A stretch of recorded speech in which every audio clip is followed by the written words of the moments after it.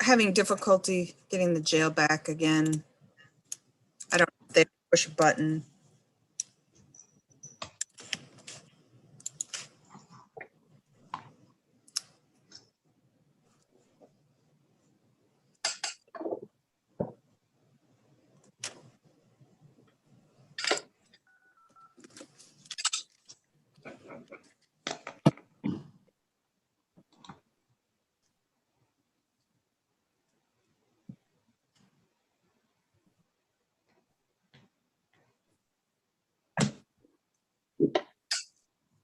Looks like we got him. All right. We are on the record, the People's State of Michigan versus Jonathan Moses Pigo, file 21-0570SM. Counsel, identify yourselves for the record.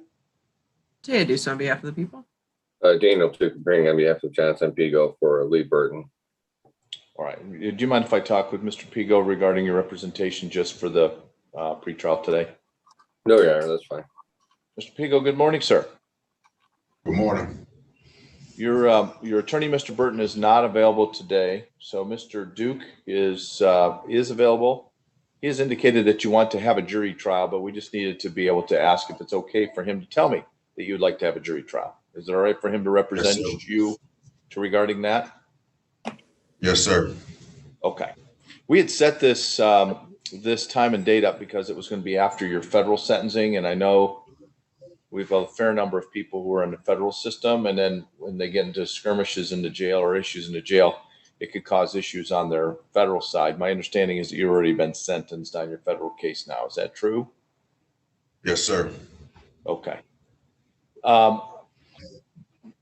Just got to relate to you is that we have not been able to do a jury trial in over a year because of COVID.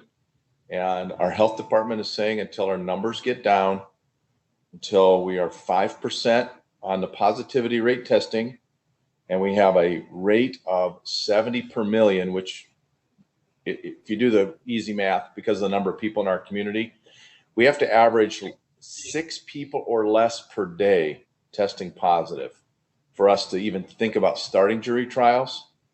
So we're at about 18 people testing on average per day right now, and 7% positivity rate. So we're heading closer to it, but that has to happen, or we have to get vaccinations up to 65% of the population, and we're at 50. So until then, they're not allowing us to have the jury trials because jurors won't want to come, and they want to make sure that things are safe, which puts us in kind of an odd box because obviously a person has a right to have a trial, make the prosecutor prove their case. Right now, I've got 9 cases that are ahead of yours. And until those, and many of them are already in jail, they're people that are in the same exact position as you. You can only do 1 trial a day. And we're not even starting probably until July. So if everything goes, I mean, we've been going on a trajectory rate down, but that's happened a few times and it's bumped back up. We keep checking in. So we will give you a date. But until those first ones start, all the people that were ahead of you that are in jail as well, yours won't go. I mean, and that's just because it's only fair to the people that have been sitting 180 days already for them to get their trials first. So I just wanted you to know that. I'm not trying to talk you in or out. Just want to be real with you regarding the realistically. You're probably looking August before the trial takes place. So what we're going to do is give you dates. Those are our best guess. Once we've hit that number, then we know when the trials start. And then what happens is I have two criteria. This is how I do it. I take a look, and everybody who's in jail gets their trial first. But we can only do about 1 trial a week. So maybe when we start doing trials again, maybe some people don't want to have their trials. They were just kind of waiting things out. And I think I got a couple of guys that are probably doing that. But realistically, you're looking at August or September. So just wanted you to know. My understanding is that there was an offer, and I'm not trying to talk you in or out of any decision. Trust me, because I get paid whether I listen to a plea or I listen to a jury trial. Jury trials are interesting because I get a chance to hear what actually happens.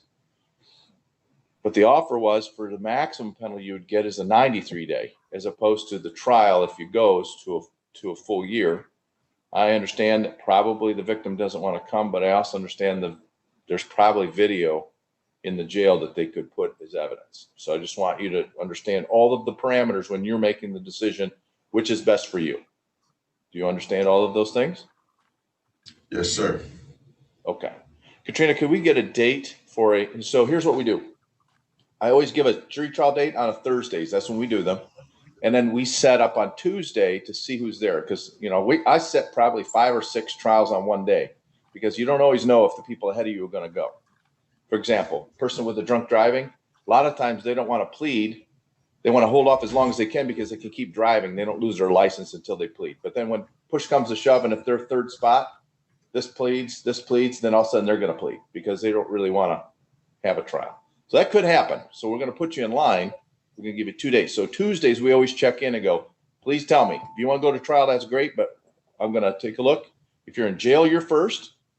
And if you're in jail, then the people are in jail. Whoever is arraigned first gets to go in jail. So if I got 5 guys in jail, I think I have 5 guys in jail on trials.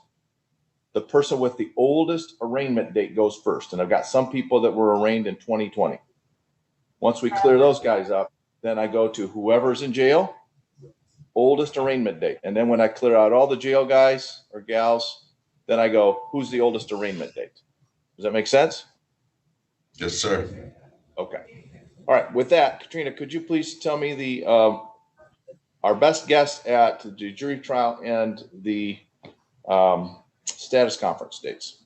Your Honor, a jury trial on Thursday, August 19th at 9 a.m.